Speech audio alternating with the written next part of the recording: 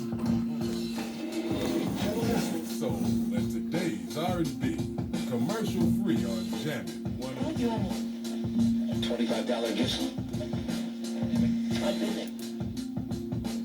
You are now listening to The Loud Storm with me, Jack Money, aka Main Man, Radio Unfriendly. Yo. You are now tuned in to Young Friendly Neighborhood Main Man right here on Radio Unfriendly, 104.7 WHUP, man. We'll be getting in, man. Yo, and I got LMCs in the building right here, man. I'm talking about, you know what I mean? My man. He ain't new to this, man. He's a seasoned vet, man. I'm talking about veteran man. What's up, man? What up? Peace, everybody. And he never travels alone, man. He brought his guy with him, man. I'm Yeah. talking about legend right here, man. What's up, fam? What up, fam? It's Legend the Dragon right here. Wow. Shit. Yo, welcome to the show, man. Yo, I'm so glad y'all up in the building, B. Yeah, I'm glad to be here. It took me a little bit, and I apologize, but we here now. No doubt, man. I know you internationally known, man, on the microphone, man. But yo, we're gonna get into all that here in a minute or whatever, man. You know what I mean? But yo, just give me a little bit of background on yourself, B. Like you said, internationally known and very rarely known at home, it seemed like. But like you said, my name Veteran. I started rhyming, recording probably in about 98. Like you said, I am a little seasoned veteran, getting up there in the years, but still feeling great and better than ever. I was born in 1980, right into the hip hop wave, man. So it raised me, shaped and molded me. Like I say, I am hip hop, and hip hop is me. And as it evolves, we evolve. But you know, I try to be one of the leaders in the art and make sure to carry on tradition, and make sure that the young ones coming up behind us never lose sight of the essence of it and the four pillars of the culture, and not only that, the mission statement, which is to spread peace, love, and unity and awareness, and that's just one of those jewels that I think a lot of the young people trying to do hip hop not have forgotten. They just never know it. They're not taught it. It's not given to them, so they don't really have a purpose other than chasing a bag when they get on the microphone. Right. But we it's a powerful art. And we'll get into that later, too. No doubt. Those are definitely like the core values of the Zulu Nation, which is one of the founding fathers of this hip-hop thing, man. Yo, we can never know where we're going unless we know where we came from, man. Exactly. So I got to get into this first segment here called Today in Hip-Hop History. You know what I mean? Yo, right here, around this time in hip-hop history, man, a real dope MC was born, man. My dude J Live was born right around this time in 1976. And another legend was born right around this time, back in 1970. My man, Lord Finesse, man. What you know about Lord Finesse? Love Lord Finesse. DITC, man. In 96, he dropped his third installment, which was that Awakening album, man. That was right around the same time as well. Big Papa dropped, the single from Biggie dropped, and also Dead Presidents from Jay-Z dropped right around this time, back in 97. Okay. Yeah, you know what I mean? Yeah, so this is an instrumental time of the year, you know what I mean, for a lot of hip-hop things to occur, man. Yeah. I have a funny story about Lord Finesse. It's a producer I work with, 12-bit. He's from Sweden. Okay. And he's one of those just hip-hop jewels that I just discovered. He's probably in his 50s now, and he just has his unique frequency. Yeah. But when I first met him, he reached out to me probably about 10 years ago. And sent me some beats. I wrote to one of them. It was crazy. And I sent it back, and he was like, oh, I ain't want you to rhyme on those. I sent that to Lord Finesse. You know? And at the time, I was in my feelings like, Lord Finesse don't need your beats. And like they already iconic. You got a chance to work with a young. Yeah. You know, blah, blah, blah. And I ain't talked to him for years. And then I reached back out, and I was like, probably about 6-7 years later, and was like, yo, bro, did you ever use that record? He was like, nah, man. I'm about to send you all my beats because I kind of gave up. It's hard to find MCs. He in Sweden somewhere, you know. Right. And the story goes on. He produced Blockchain Panda. He produced the Ways new project, and but that all centered around the Lord Finesse You know, a little bit of a rivalry, I guess, with a producer that he don't know about. You know, Shout out to 12-bit though. yeah, shouts out to 12-bit. Word up, man. So like I said earlier, man, you are internationally known on the microphone, man. You travel all over the world, man. You was one of the first MCs that I met around this area, man, that ain't afraid to use that passport, B. Yeah, and it was a goal, long time goal. I really wanted to see the world. I almost joined the Marines coming out of high school because they were able to offer me traveling the world. Right. And I just never been a guy that liked to be in a box. And it was a long time goal. Then you just got to take the steps and keep going after it. And then the whole thing was I just don't know anybody anywhere to get set up. Right. You know, and I was in LA probably about my 10th year, and I bumped into a legendary producer, Dwayne The Rock. I produced Hey Lover for LL, a lot of LL's catalog, and you know, just a legend in the game. And he saw us perform. I was with my crew, Veteran Assassins, and he was like, "Yo, y'all, first of all, thank you for keeping hip hop alive. I love what y'all do. I want to work with y'all." And then we went to his studio, and the jewel I got out of 12 years in LA was this from him. Everything else was good growth, but this was like the blessing of being out there. And it was that he was like, "Yo, y'all gotta, if y'all want to stay indie, y'all gotta try to make some money." He's like, "Y'all need to go to a conference in France called Me Damn. And anybody listening that do music, you need to try to get here. It's the biggest global music business conference in the world." Wow. And Jewels and gems on Radio 1 Friendly right here. I share. I don't hoard the jewels. But if it fall on deaf ears, so be it. So this jewel was to go there, and I'm telling you now, the world will shrink into the palm of your, or at least the palm of your phone, if not the palm of your hand, where you'll meet some of the most intricate players in the music industry from any part of the world you want to go to. Wow. And spell that for the people out there in case they want to look it up. It's Me Damn. I'm sorry, MIDEM. It's normally the first week of June in Cannes, France. Same building they had a Cannes Film Festival. Okay. Right after the Cannes Film Festival. Nice. And it's a probably for artists it's about $300. For companies it's about 1,500 or 300 euro, I should say. So about $400. Okay. And don't limit yourself, especially to my indies, my 9-to-5 workers and stuff. Don't limit yourself to thinking it's too expensive to travel and you ain't even did the research. Right. I've flown into Cannes for the film festival one time for $150.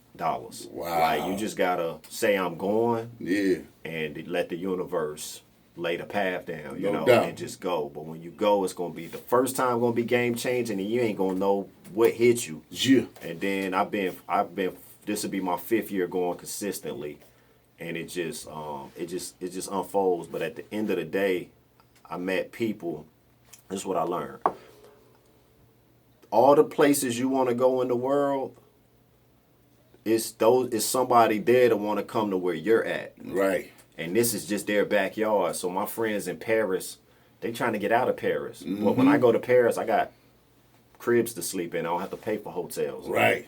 I cook and stuff like that. I'm not a tourist. Right. So it's not expensive. I just got to show up. Right. You know, and it's places I haven't shown up where the invite is there. South Africa, Japan, South Korea, Chile, Brazil. Like, it's just a matter of me going. But I got real friends that I say happy birthday to, say happy birthday to me, and they like, whenever you're in my city, I can't wait to show you my city and give you the keys to this. It's all about networking, you know what I mean? Yeah, that's it. Word up, man. Connectivity, man. Connectivity, because we got more in common than we got apart, you know what I mean?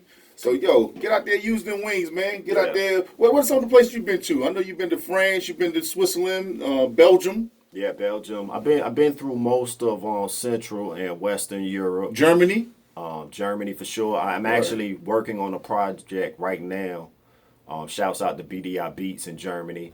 I've been wanting to get deeper into Germany, and then this producer reached out to me 2 months ago and was like, he want to work with me. He sent me 10 beats, and he like, whenever you're in Germany, you got a place to stay, any drugs, whiskey you need. Yeah.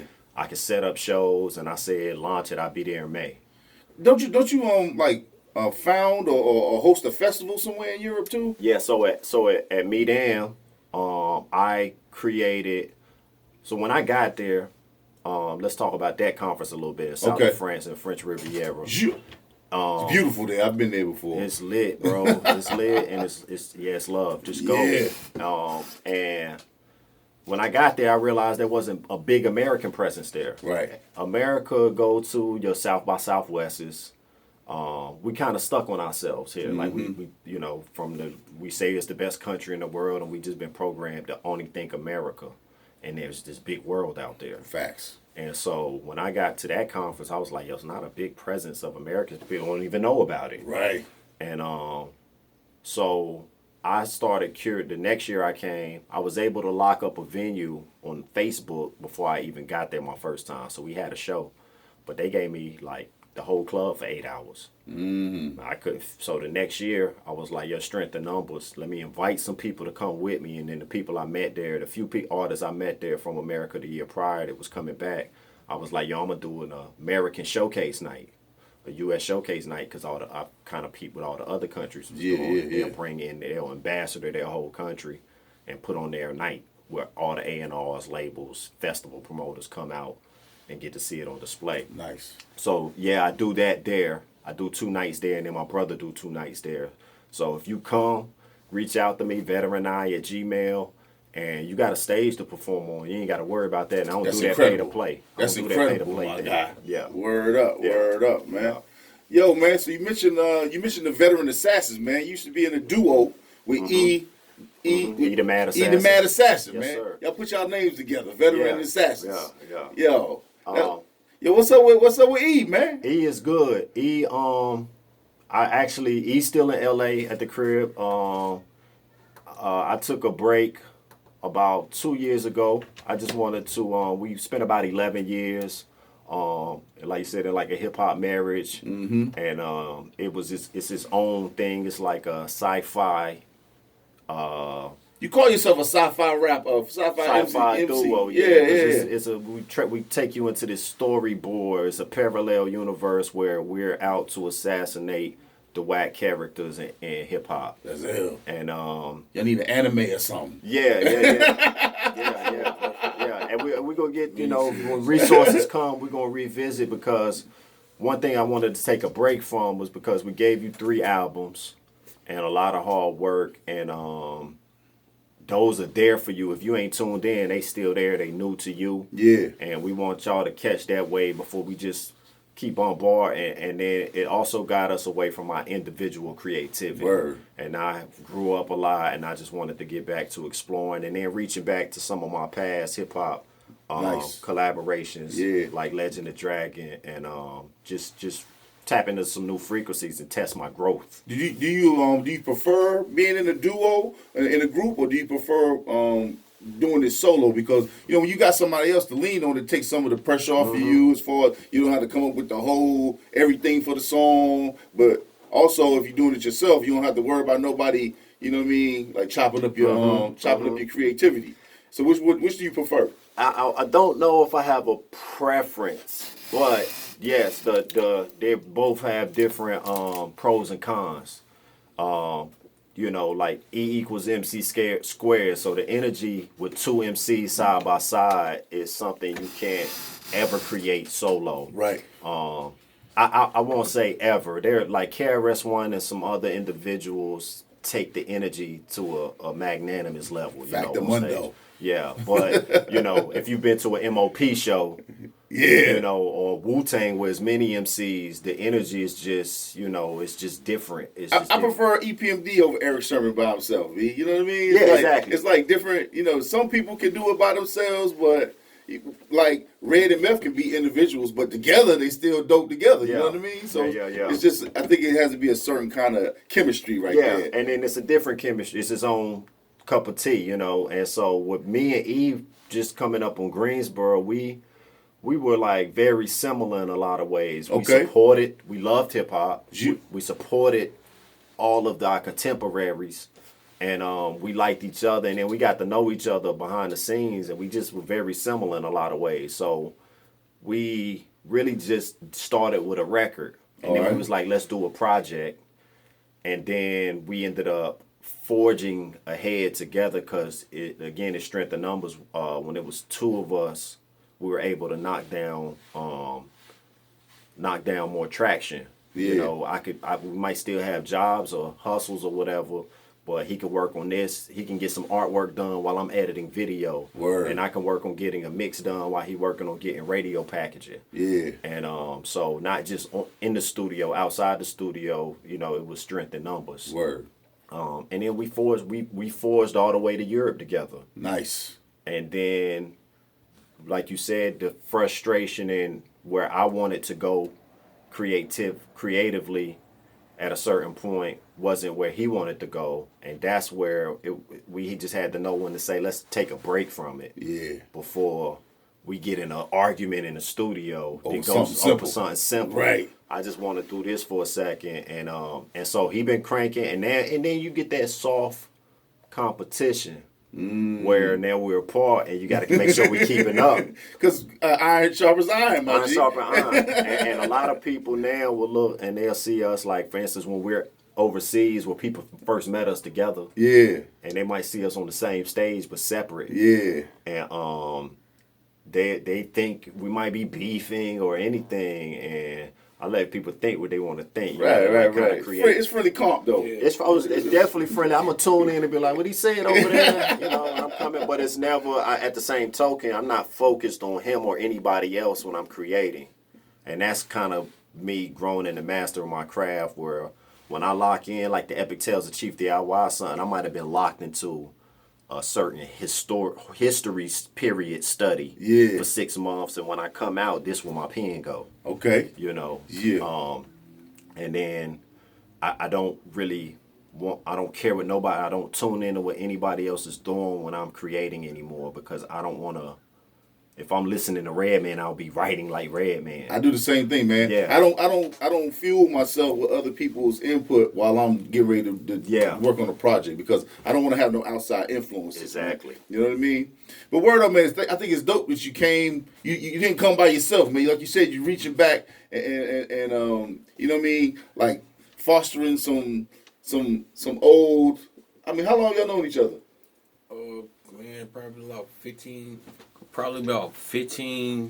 years. Okay. Yeah. So when I met him, I was working with this youth group at Evangel Fellowship in Greensboro, and he was probably about 16 at the time. Word. I was probably about 22, and I was already recording and everything like that.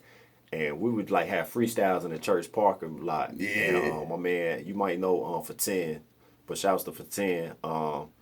He produced a lot with Jam Law, and he used to produce for Sean Price and all that. Rest in peace. Word. But he was like one of my first producers. But he would throw on the beats in the parking lot, and Legend would just had it. He was like, Joel Santana was hot then. Yeah. And he was like that young dog, like in the fight. And I started taking him around town to like battle cats off the top. Yeah. He just was ferocious. Eating them seeds. Eating them seeds.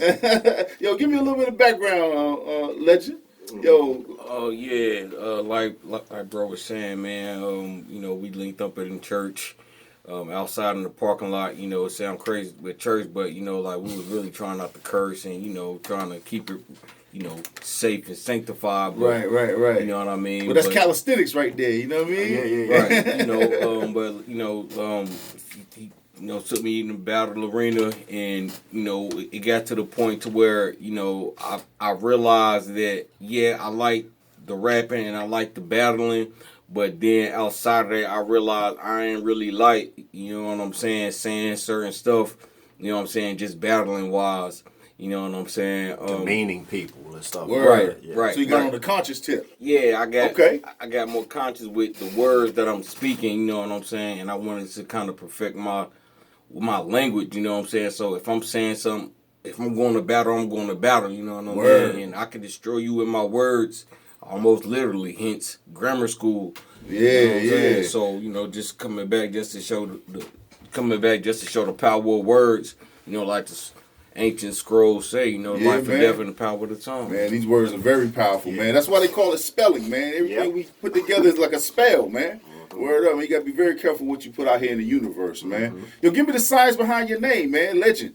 Well, Legend the Dragon. Yeah, Legend of Dragon. Yeah, well, Nigel, Nigel, that means champion. But you know, at the church, you know, trying to come into the light, myself just trying to find guidance, not necessarily through one form of religion. You know, I kind of reflected on myself, and you know, the night that Nigel backwards was Legend, Legin. Nice. And just, you know, growing into knowledge of self, you know, and, you know, just like bro was saying with that fierceness, you know, wanted to, you know, really just, you know, grow into that as an MC, but also as a person that's sending out frequencies with my words. And, you know, nowadays, if you do the knowledge, you know, to the energy of the Kundalini, or, you know, the energy within all of us, you know, that's that, you know, into the dragon like Bruce Lee. Word up, word up. And one of the illest MCs, the God MC Rakim, who never said a curse word ever on a track, I did not know dropped that. jewels and gent. He never dropped a curse word ever on a track. That's amazing. But he dropped nothing but knowledge, my dude. Yeah, God. I'm talking about knowledge. And all his songs have passed the test of time, man. You can still drop any of his music today, and it'll still get busy. You know what I mean? That's the meaning to me of a fly MC, man. And yo, we got 2 fly MCs right here on Radio Unfriendly right now, man. So we gonna get into some fly music right here from them. You know what I mean? This is off the new joint right here, right? Yeah. Grammar School. The Book of Spells. Okay. Yeah. Yo, what's the name of this joint right here? This joint is called Amore and Dynasty. All right. Right here, yo. We got, Veteran I. We got Legend of Dragon, man. Grammar School, man. This is that hotness, It's man. an ancient way of saying love and family. You know what I'm saying? Word. Check it out right here on.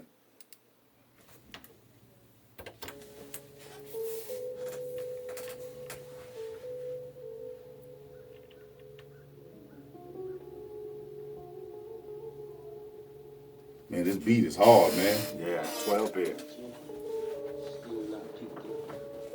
Yeah, I was mad when he said he was going to send that joint to Lord Finesse. I was like, man, Lord Finesse don't need your joints. But he, Finesse got brains, so many beats. yeah, but I didn't realize at the time either 12-bit was with, he had a deal with Rawkus for that little bit of time.